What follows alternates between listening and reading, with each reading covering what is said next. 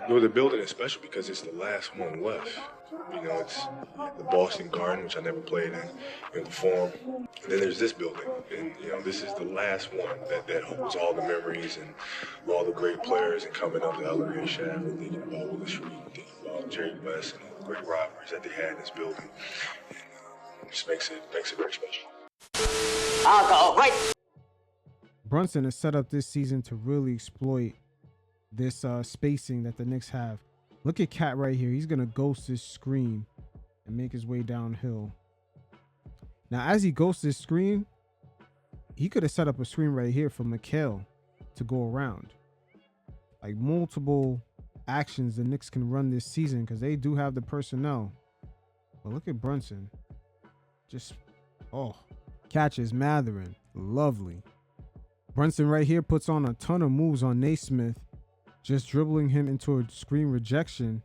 And just look at his options that open up. You have OG, and Tyrese is actually compromised here. He can't leave Mikal wide open. It's crazy when looking at this scenario and comparing it to the beginning of last season. We did not have the personnel for Brunson to have this much space to operate in the paint.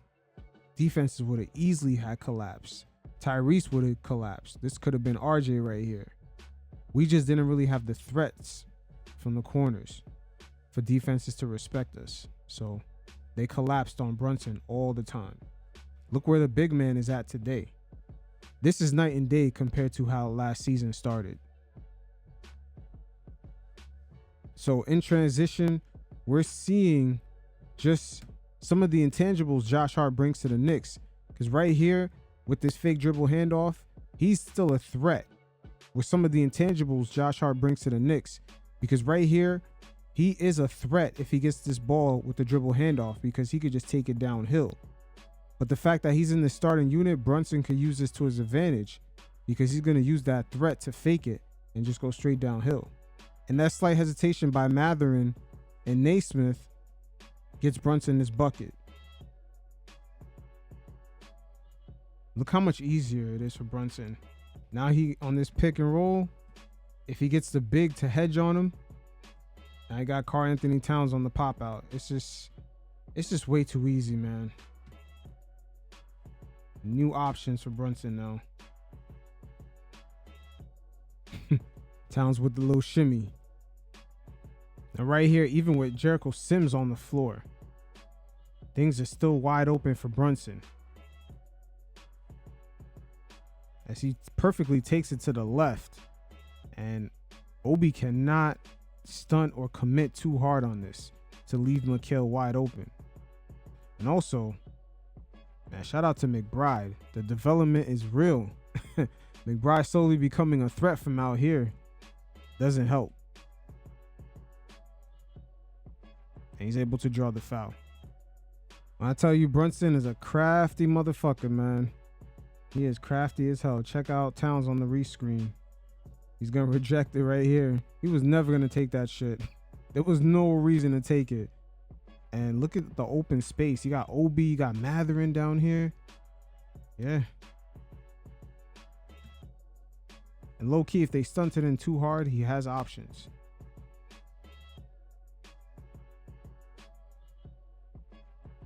Brunson is killing them from the paint so bad. Now Indiana goes to the zone. The only issue here is that the Knicks now have forwards like OG Anunoby who can take the ball to the rack and finish. Also Mikal Bridges. He could put the ball on the ground, make a couple of dribble moves, hit a couple of fadeaways from the elbows, anywhere around the paint. So it's a different circumstance nowadays. As right here, Brunson finds OG. He's too big and strong and penetrates that zone in its weakest point, right there in the high post. And that zone defense used to kill us all the time. Right here, the Miami mixes man-to-man and 2-3 zone. Right here, Mitchell Robinson is not really a threat off the roll. And just the Knicks having limited three-point shooters. This is how you kill the zone. Josh Hart could attack the closeouts and attack this weak point in the zone. RJ is not as good of a finisher at the hoop. And he's not really good from the corners. So you already weaken that area. And Randle's really the only 3-point threat. So look at Miami's defense as they adjust to Brunson. Again, kind of long gone are the days where teams could do this to us. The spacing right here is tight. We don't really have shooters. And pay attention also to Miami's back line as they adjust too. No real threat. And just leaves Brunson just to settle for a shot. Look at Mitch right here. Not really a threat on this roll. And Jimmy Butler is not going to respect RJ. So he's going to stunt in. Randle really is only 3-point threat. Grimes has been up and down in this series thus far. But look at Brunson. Look at the Miami Heat defense. Brunson has a man on his heels. And look at that. Once again, Butler is not respecting RJ. And Mitch is not a threat on the roll. Fast forward today. You could have Mikal Bridges, OG here. Cat on the pop out. And probably Josh Hart is right here. Or he could try to backdoor his defender. It's way different.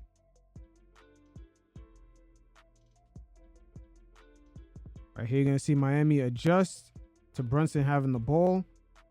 And everybody's going to collapse on Brunson. Almost no respect. And look at Mitch. He's down low, but he's not a threat.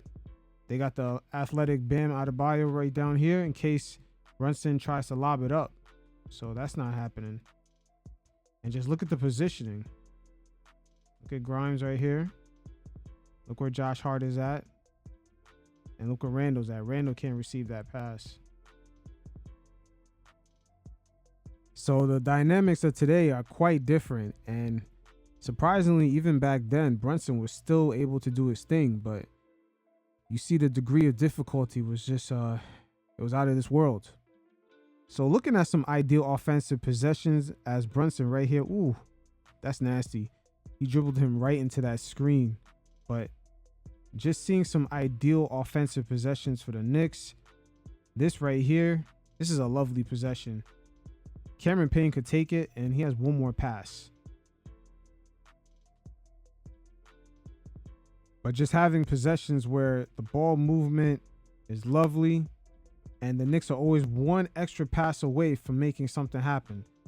Towns right here has multiple options again if things don't open up for him.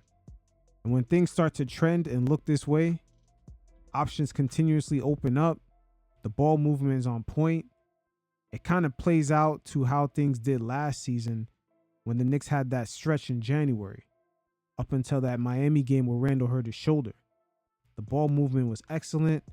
The offense had like an endless flow. Everything was in sync. It sort of looks like how the Celtics played us in that first game. It's not just about the 3-point shots, it's the quality of the 3-point shots. As Jrue Holiday right here could easily have stepped into this and took this shot, but there's an extra pass available. Here's another example right here as Tatum completely ghosts his screen. Him ghosting it. Look at that. Creates more opportunities. Not only he's going to have the open shot, he's going to have an extra pass. Look at Derek White. He could have easily have baited Josh Hart in. This is a free-flowing offense right here.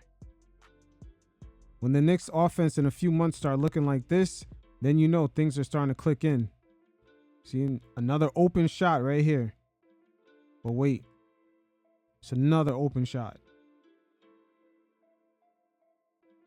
Again, this should be familiar to us because we've seen it before last season in the month of January when OG just came through.